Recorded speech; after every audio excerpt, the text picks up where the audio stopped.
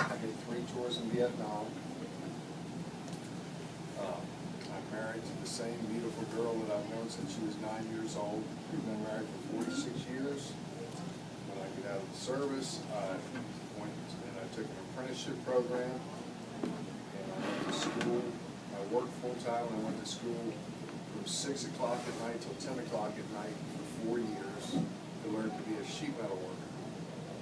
And that's what I did for over 4 years, until I retired a few years ago. Okay, thank you. What kind of student would you say you were when you were in school? Terrible.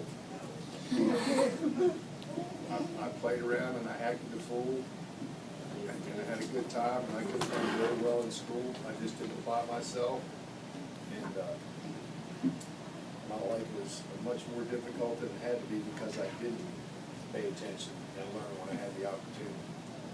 I was just very fortunate that things worked out for me like they did. Okay. What was life like for you as a teenager growing up in the 60s?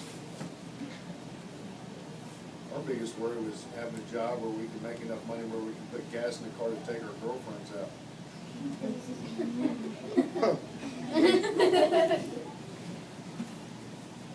What made you decide to go into the service? Well, like I said, I was a terrible student. I mean, I graduated from high school, and I graduated with back then they had different kinds of diplomas. They had an academic diploma. That meant you had done the required courses to go to college. They had a business diploma.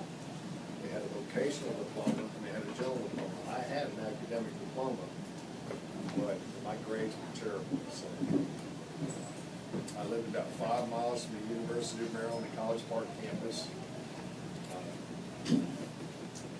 Most of my friends went to college there.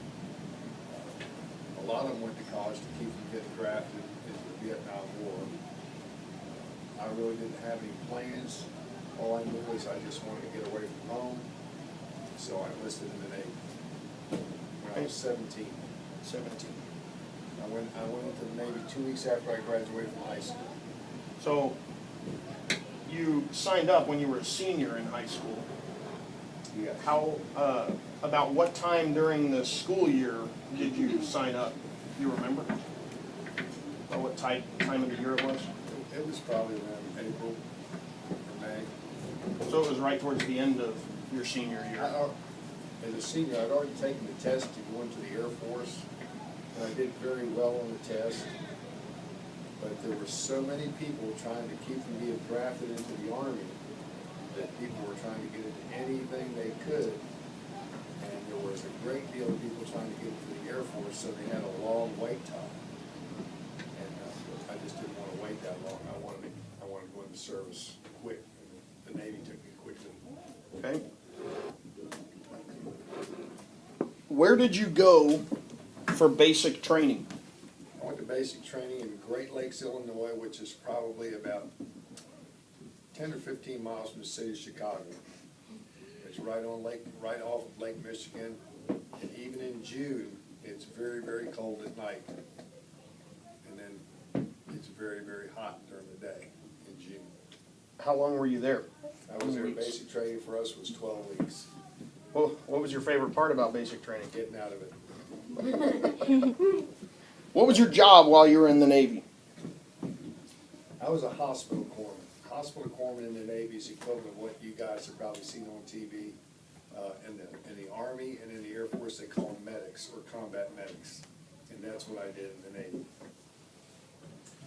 Where did you have to go to school to learn to be a hospital I corpsman? went to school, excuse me, in Great Lakes, Illinois, same place where I went through basic training. Also had a naval training school center there for all different kinds of jobs. That's where I went to school. How long was that? It was supposed to be 12 weeks, but because the war was being stepped up and they were sending so many people overseas, we got done in 9 weeks. Hey, how long were you in the Navy overall? I think you said this already. 3 years, 2 months, 19 days, and about 7.5 hours, roughly. Roughly. Hey, while in the Navy, what was the very worst food you were ever served? I don't think I was was ever really ever served bad food at all. In the Navy, we ate very well. Well, what was the best food you ever ate? Well, the first time that we had come back from Vietnam, on a Sunday, we had steak and lobster tail. Wow. Okay, where were you stationed in Vietnam? Like, was there a specific base that you were, was kind of like your headquarter? It's, excuse me, it shifted, it depended on where we were at. You operated out of what was called a base camp. That's a secured rear area that usually, that's where you got your supplies at, your orders, that's where you bivouacked at or you slept at. But the majority of the time, we would be out in the field for 30 days at a time. No showers. The only water you had is the canteens that you carried on you. And that was it. So you couldn't get like water out of the rivers or anything like that? Well, you could if it was a life or death situation, and you had water purification pills, but the chance of getting parasites out of the water was too great. So we usually were fairly well supplied with water. Hey, when you finally received your orders to go to Vietnam, how did you get there? Where did you leave from in the United States to get to Vietnam? I left from Travis Air Force Base in California, which is north of San Francisco. We flew on a military chartered airplane to Hawaii. And from Hawaii, we refueled and we stopped in the island of Wake, and the island of Guam. And we flew to Clark Air Force Base in the Philippines, refueled. And then we flew into Da Nang Air Base, which is where the Marine Corps headquarters were at the time. Hey, when you first arrived in Vietnam, getting off that airplane, what was it like? What did it look like? What did it smell like? What did it feel like? And it stunk. And it smelled like diesel fuel and gasoline and dirt. It just smelled bad. You know, we're all from Texas. When you're talking about hot, what are we talking about? On the average between 110, 115, sometimes 120. It was even worse in the jungles because you had 100% humidity. One of the biggest things we had to worry about was the Marines becoming dehydrated, because you can get heat exhaustion very, very quickly. So, you know, you're talking about the heat. What was the overall climate like? Hot and muggy all the time. And from the months of October through December was the rainy season, also known as the monsoon season. And it would rain almost constantly, day and night. Hey, we talked a lot about in this class about population density. Was Vietnam very crowded? Yeah, it was absolutely packed, especially in the cities. That's where the majority of the commerce took place at. Out in the surrounding land, the majority of it was all agricultural, with crops usually mostly of rice, some corn or maize being raised, but usually it was rice. Okay. One of the questions from this class, how long were you there before you encountered people that were native to Vietnam? As soon as we got disembarked from the aircraft, they showed us off like a herd of turtles, but the majority of all the work that was done around the air base was all done by Vietnamese nationals. Like what kind of work do you mean? Any kind of support.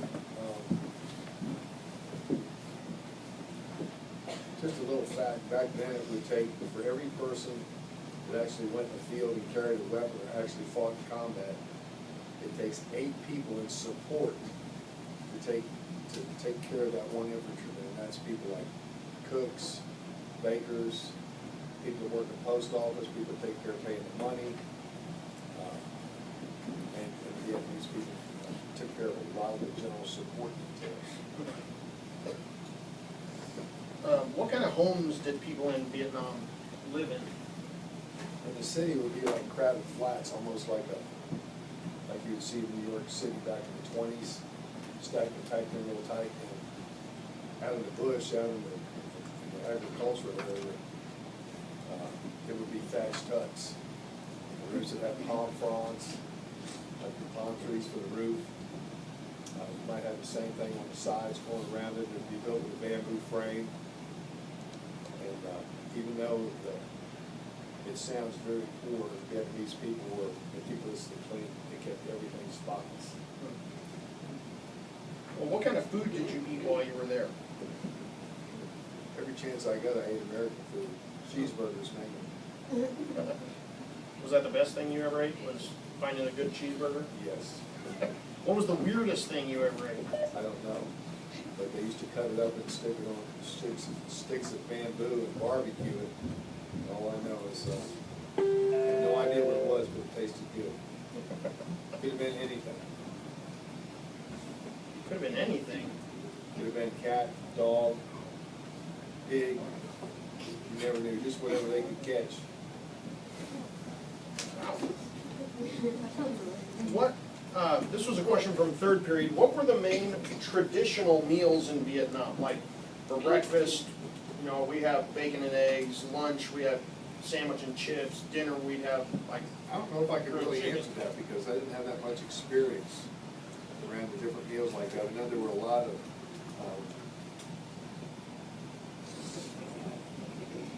like flour-covered items that had meat inside of them. I don't even know what the names of them were. It was very good food. Mostly chicken, vegetables, and some red meat, but the majority of it was pretty healthy compared to what we eat. We know that France controlled Vietnam prior to the Vietnam War. This was a question from this class.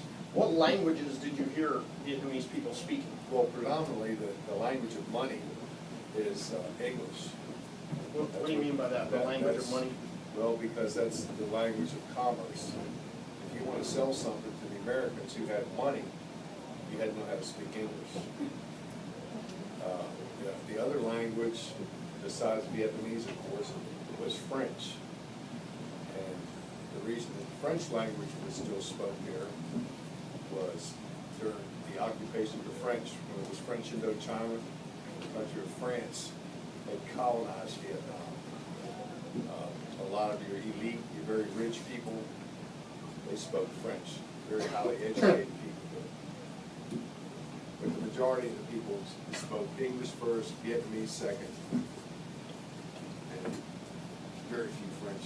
I didn't associate with any of those people at all. What did the Vietnamese people do for fun when you were there? Like kids, what Soccer. did the kids do? What did the adults do? Soccer, baseball, but mostly soccer. Just like kicking the ball down the.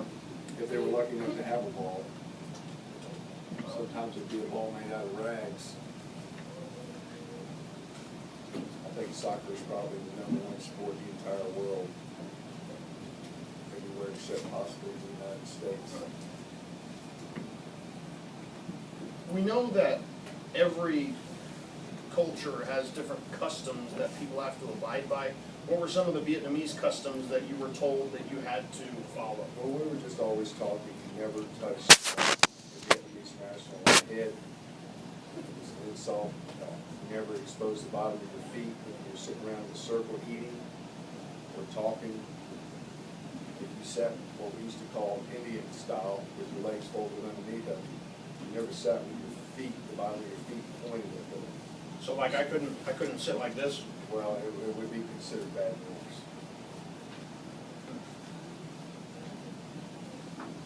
I don't really understand why. They would give you a booklet when you went in country, and would explain to you the basic do's and don'ts, what the money was, the language was, what some of the basic customs were, to keep you as a visitor in that country from offending the people of that country. Was there anything about Vietnam that reminded you of home?